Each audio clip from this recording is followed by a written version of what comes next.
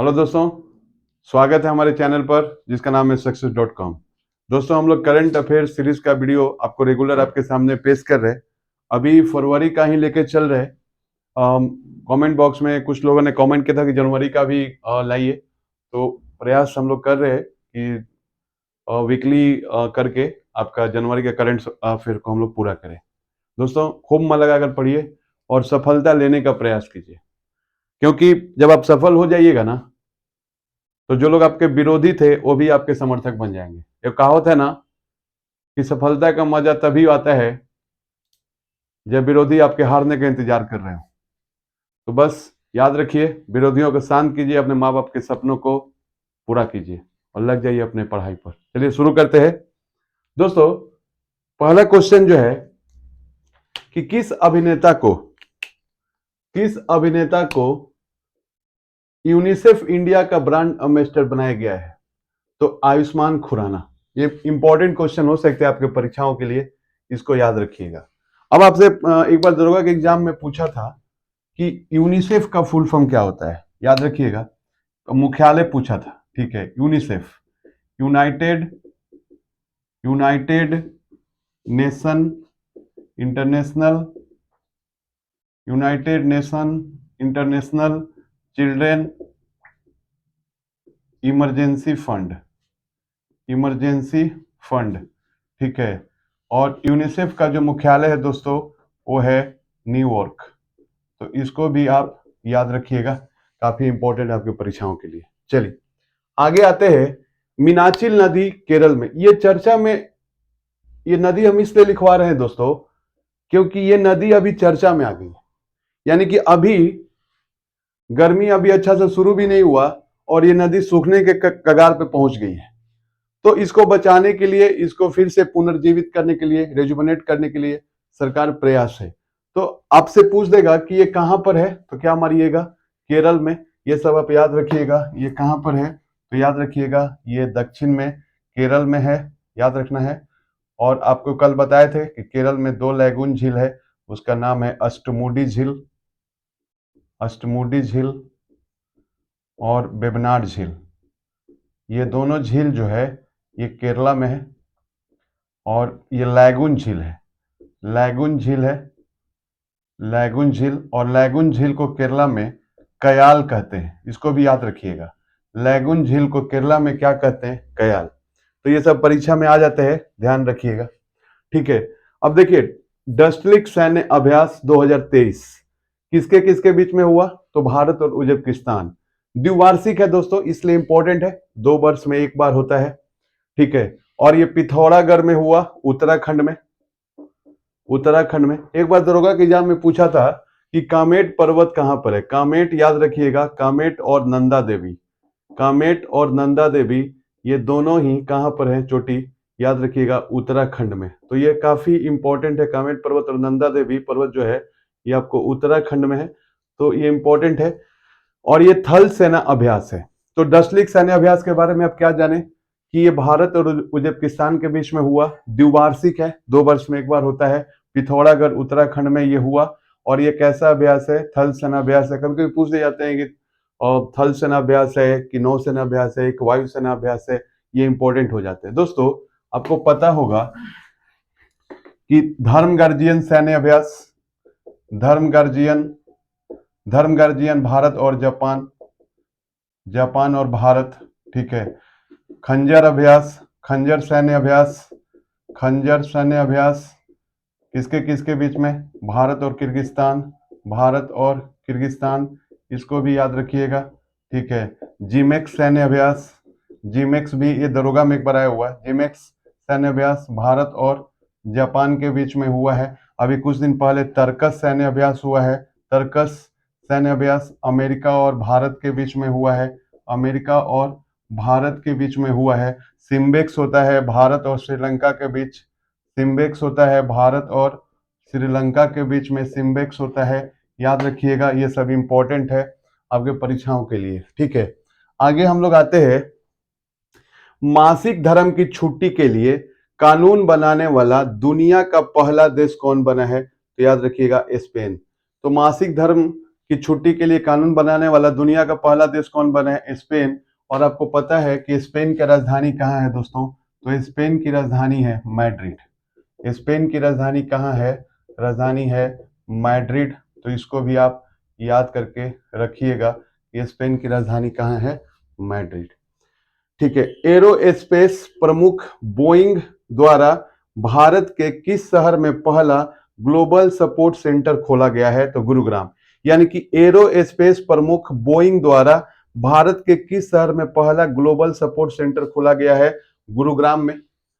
दोस्तों आपको पता है कि गुरुग्राम से भी कुछ क्वेश्चन आपको इंपॉर्टेंट आपको बताने का हम प्रयास कर रहे हैं कि भारत का पहला ग्रेन एटीएम, भारत का पहला ग्रेन एटीएम कहां खुला है दोस्तों? तो यह भी गुरुग्राम में खुला है। गुरुग्राम कहां पर है? हरियाणा में। ठीक है। अंतर्राष्ट्रीय सौर गठबंधन, ठीक है, अंतर्राष्ट्रीय सौर गठबंधन जिसका स्थापना जो है 2015 में हुआ था, ये भी कहाँ है? तो याद रखिएगा गुरुग्राम में है। ठीक है। आपको ये भी बताए थे कि विश्व का पहला गोल्ड एटीएम कहाँ खुला है? विश्व का पहला गोल्ड एटीएम कहाँ खुला है? विश्व का पहला गोल्ड एटीएम खुला है हैदराबाद में। ठीक है, हैदराबाद में।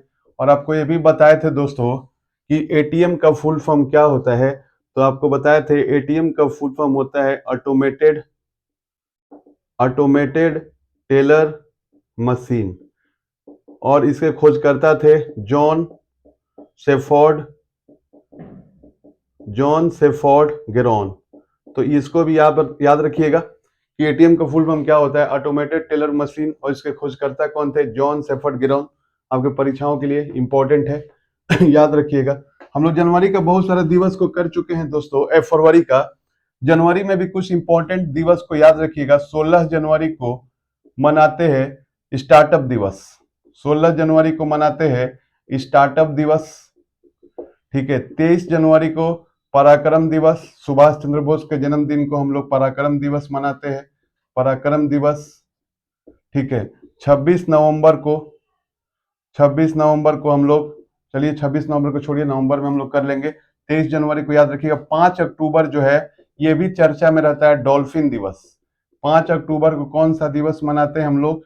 तो डॉल्फिन दिवस मनाते हैं। इसको भी आप याद रखिएगा। दोस्तों एक बात और बता दें कि डॉल्फिन, आपसे 2-3 बातों को दरोगा के पॉइंट ऑफ व्यू से, चाहे किसी भी एग्जाम के पॉइंट ऑफ व्यू से याद रखिएगा कि गंगा नदी को राष्ट्रीय नदी कब घोषित किया गया? तो राष्ट्रीय नदी घोषित किया गया 2008 में। और जो डॉल्फिन है, ये सभी याद करके रखिएगा बॉस, बहुत इंपॉर्टेंट है। दरोगा में तो पक्का इस एरिया से क्वेश्चन आने का संभावना होता है। डॉल्फिन को राष्ट्रीय जलीय जीव घोषित किया गया। डॉल्फिन को राष्ट्रीय जलीय जीव घोषित किया गया। डॉल्फिन को राष्ट्रीय जलीय जीव घोषित किया गया 2009 में। और इसको एक चीज और याद रखिएगा, हाथी को राष्ट्रीय विरासत पशु कब घोषित किया गया? तो हाथी को राष्ट्रीय विरासत पशु घोषित किया गया दोस्तों, कब घोषित किया गया? तो याद रखिएगा 2010 में। तो याद रखिएगा गंगा नदी को राष्ट्रीय नदी कब घोषित किया गया? 2008 में। डॉल्फिन को राष्ट्रीय जलीय जीव कब घोषित किया गया? 2009 में। और हाथी को राष्ट्रीय विरासत पशु कब घोषित किया गया? 2010 में। तो इधर से भी एक क्वेश्चन आपको दरोगा में आए हुए हैं। दरोगा के कोई भी एग्जाम में आने का संभावना रहता है, इंपॉर्टेंटली याद रखिएगा। ठीक है। एरो इंडिया 2023 का जो सम्मेलन हुआ, एरो इंडिया का एक शो हुआ जिसमें विश्व के सभी देश के एरो इंडिया में विश्व के सभी देश की जो एरोस्पेस कंपनी है आई थी। और ये कहां पे हुआ? बेंगलुरु में। डिफेंस एक्सपो, ये भी काफी इंपॉर्टेंट है। डिफेंस एक्सपो 2023 कहां हुआ? गांधीनगर गुजरात में। और इसका थीम क्या था दोस्तों? इसका थीम था पाथ टू प्राइड। काफी इंपॉर्टेंट है। अंतरराष्ट्रीय, देखो ये भी काफी इंपॉर्टेंट क्वेश्चन है कि अंतरराष्ट्रीय T20 महिला क्रिकेट में 100 विकेट लेने वाले पहले भारतीय क्रिकेटर कौन बनी है? तो दीप्ति शर्मा बनी है। याद रखिएगा कि अंतर्राष्ट्रीय T20 महिला क्रिकेट में 100 विकेट लेने वाली पहली भारतीय क्रिकेटर कौन बनी है? तो दीप्ति शर्मा बनी है। और याद रखिएगा आईसीसी इंटरनेशनल क्रिकेट काउंसिल का स्थापना हुआ था 1909 में। मुख्यालय इसका है दुबई और आईसीसी के हेड हैं ग्रेग ब्राकले। कौन है? ग्रेग ब्राकले। और भारत में बीसीसीआई के हेड कौन बने हैं? रोजर बिनी बने हैं। ये सब याद रखिएगा, इंपॉर्टेंट है। वैश्विक व्यवसाय सम्मेलन, वैश्विक व्यवसाय सम्मेलन, ये भी काफी इंपॉर्टेंट है। यानी कि वर्ल्ड लेवल के जितने भी टॉप बिजनेस ग्रुप है यहां पर आए थे। तो वैश्विक व्यवसाय सम्मेलन कहां हुआ? तो नई दिल्ली में हुआ। और ये 7वां एडिशन था जो इंडिया में हुआ। तो काफी इंपॉर्टेंट है। ग्लोबल लेवल का जब भी कोई मीटिंग इंडिया में होते हैं तो काफी वो इंपॉर्टेंट हो जाते हैं। और इस ग्रुप को, इस सम्मेलन को किसने करवाया था दोस्तों? तो टाइम्स समूह ने करवाया था, याद रखिएगा। एससीओ मतलब संघाई कोऑपरेशन ऑर्गेनाइजेशन, मतलब संघाई सहयोग संगठन की 2023 की बैठक कहां होगी? भारत में। और याद रखिएगा दोस्तों एक बात कि जो एससीओ है मतलब संघाई सहयोग संगठन है, इसका स्थापना हुआ था 2001 में। इसका मुख्यालय जो है वो बीजिंग में है, चीन में। और इसमें टोटल कितने देश हैं? 9 देश है। तो इसको भी आप याद रखिएगा, परीक्षाओं के लिए इंपॉर्टेंट है। जी20 की 2023 में बैठक कहां होगा? तो नई दिल्ली भारत में होगा। तो ये भी आपके परीक्षाओं के लिए क्या है? इंपॉर्टेंट है दोस्तों, काफी इंपॉर्टेंट है। ठीक है। एक आसियान का भी बैठक होता है। और आसियान का 2022 में जो बैठक हुआ दोस्त, वो कंबोडिया में हुआ। कहां पर हुआ? कंबोडिया में। इसको भी याद रखिएगा। और आसियान का स्थापना कब हुआ था? 1967 में। और इसका मुख्यालय कहां है? तो जकार्ता है। टोटल इसमें 11 देश हो गए हैं। और 11वां देश कौन बना है? तो पूर्वी तिमोर बना है। पूर्वी तिमोर बना है। इसको भी आप याद रखिएगा। और कभी कभी दे देता है कि आसियान में कौन कौन से देश हैं, तो याद रखिएगा। इंडोनेशिया,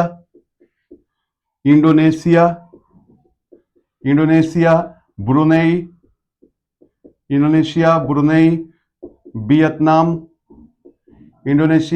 वियतनाम, याद रखिएगा। लाओस,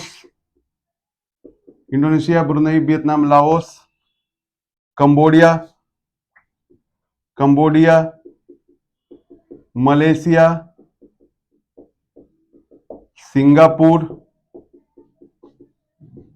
सिंगापुर, म्यांमार, थाईलैंड, पूर्वी तिमोर अभी नया वाला बना है, भारत इसका मेंबर नहीं है। तो कितना हो गया? 1 2 3 4 5 6 7 8 9 10।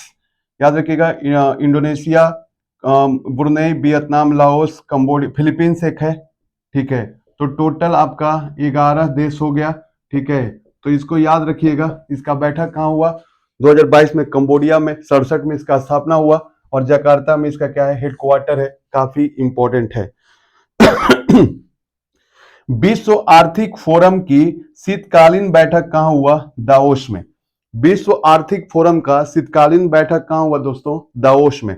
एक बात जान लीजिए दोस्त, बड़ा इंपॉर्टेंट बात है आपके परीक्षाओं के लिए, काफी इंपॉर्टेंट हो सकते हैं।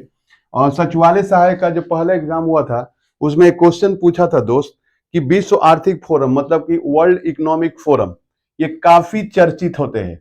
World economic forum. और वर्ल्ड इकोनॉमिक जो फोरम है दोस्त, इसका स्थापना 1971 में हुआ था। और इसके संस्थापक थे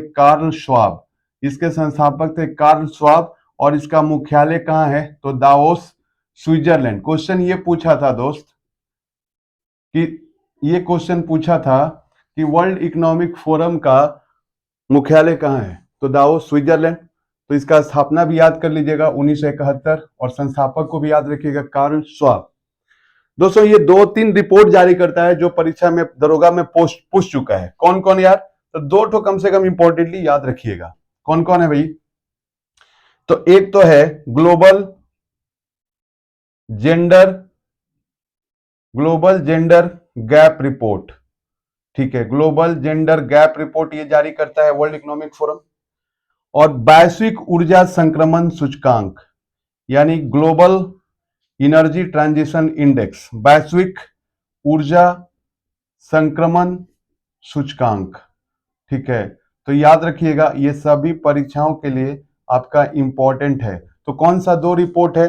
ग्लोबल जेंडर गैप रिपोर्ट यानी कि वैश्विक लैंगिक अंतराल report, global gender gap report, और एक हो गया वैश्विक ऊर्जा संक्रमण सूचकांक, ग्लोबल एनर्जी ट्रांजिशन इंडेक्स। ये दरोगा में पूछ चुका है सर कि वैश्विक ऊर्जा संक्रमण सूचकांक कौन जारी करता है, ध्यान दीजिएगा, ठीक है।